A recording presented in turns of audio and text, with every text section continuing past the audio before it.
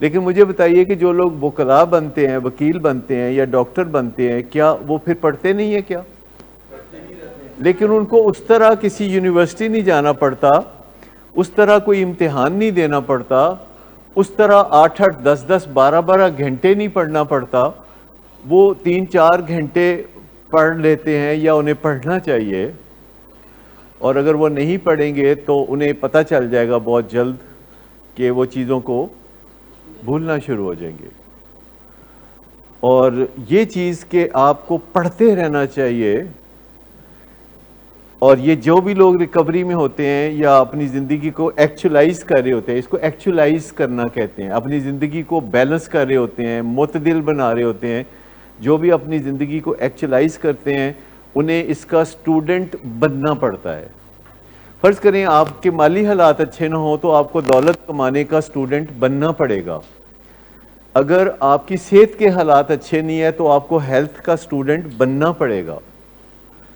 اور اسی طریقے سے اگر آپ اپنی زندگی کو اعتدال کی طرف لا رہے ہیں اور ایک ایڈکشن کے بعد دوسرے میں اور دوسری ایڈکشن کے بعد تیسری ایڈکشن میں نہیں گرنا چاہتے تو آپ کو اس کا اسٹوڈنٹ بننا پڑے گا. اکثر و بیشتر میرے انٹرویوز ہوتے رہتے ہیں ٹیلی ویژن پہ، اور ہمارے اپنے چینل سے بھی بہت سے پروگرام نشر ہوتے ہیں، اور یہاں بھی روز بات ہوتی ہے، ہفتے میں 3 دفعہ، پھر پیر والے دن سیشن، پھر ٹیون ان سیشن. تو آپ کو کیا لگتا ہے کہ مجھے اس کی روزانہ تیاری کرنی پڑتی ہوگی کہ نہیں؟ تو تیاری کرنی پڑتی ہے. اگر مجھے کسی ٹیلی ویژن چینل پہ انٹرویو دینا ہو تو میں ان کو کہتا ہوں 2 4 دن پہلے بتاؤ. تو کہتے ہیں کہ 2 4 دن پہلے کاہے کے لیے؟ کوئی ٹائم نہیں ہے آپ کے پاس؟ میں نے کہا نہیں، تیاری کرنی ہوتی ہے نا، اس کے لیے مینٹلی تیار ہونا ہوتا ہے. کہتے ہیں 43 سال سے تسی حالاں بھی نہیں سیکھیا.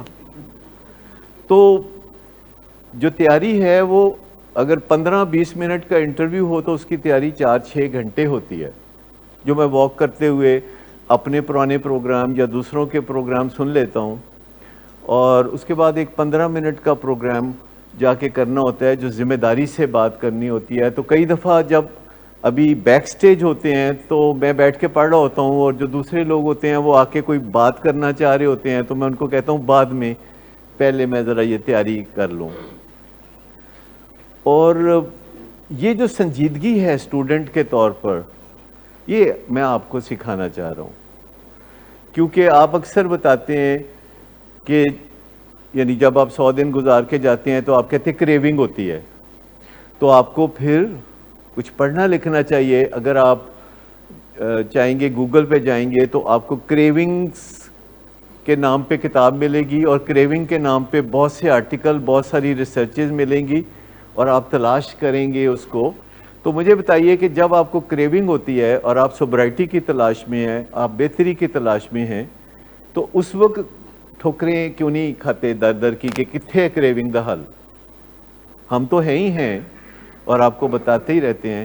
لیکن مجھے بتائیں کہ آپ میں سے کوئی 1 گھنٹہ صرف لفظ کریونگ لکھ دے گوگل پہ، تو اس کے بعد وہ خود ہی کویشچن ڈیفرنٹ آنے شروع ہو جائیں گے اور آنسر آنے شروع ہو جائیں گے.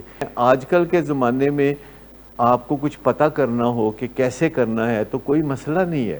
اتنے خوبصورت زمانے میں آپ جی رہے ہیں، اتنے خوبصورت زمانے میں،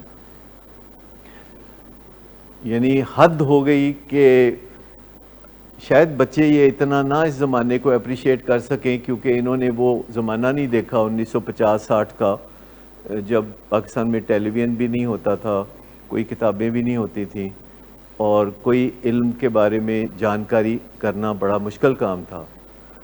آج کل کبھی آپ نے یوٹیوب پہ دیکھا خواتین کھانا بنانے کی ترکیبیں وہاں سے نوٹ کرتی ہیں، پھر کھانا بناتی ہیں، پھر کچھ دن کے بعد کہتی ہیں کہ ہم خود کوئی اس کی ویڈیو بنا کے آپ کر دیں؟ آپ میں سے کسی کا تجربہ ہے؟ جی کیا کیا ہوا آپ نے؟ کیا پہلے تو انہوں نے دوسروں سے سیکھا ہوگا اور پھر انہوں نے خود اپ کر کے. تو لوگ جو ہیں اس طریقے سے، اور بڑے بڑے ان کے ویوز ہوتے ہیں، بڑی بڑی ان کو کامیابی ملتی ہے، پھر ان کو وہ یوٹیوب پہ وہ ساتھ پیسے بھی ملتے ہیں.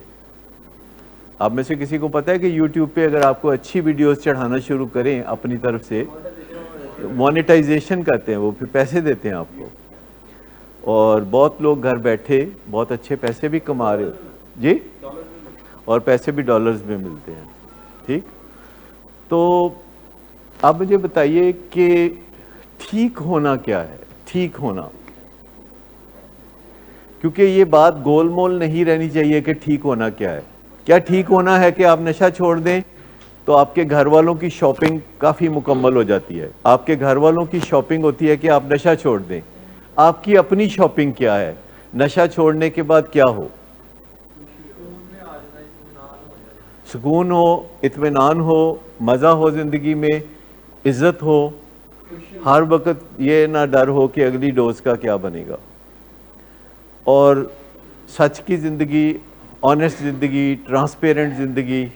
یہ جو دو لفظ ہیں نا، آنیسٹی اینڈ ٹرانسپیرنسی، یہ بہت بڑی لگژری ہے. میں آپ کو بتاؤں، اس سے بڑی لگژری کوئی نہیں ہو سکتی. کوئی آپ میں سے مجھے بتائے گا کہ میں کیا کہنا چاہ رہا ہوں؟ کہ یہ جو آنیسٹی اور ٹرانسپیرنسی ہے، یہ بہت بڑی لگژری ہے جو ہم اپنی زندگی میں حاصل کر سکتے ہیں. اور اس کا مطلب کیا ہے؟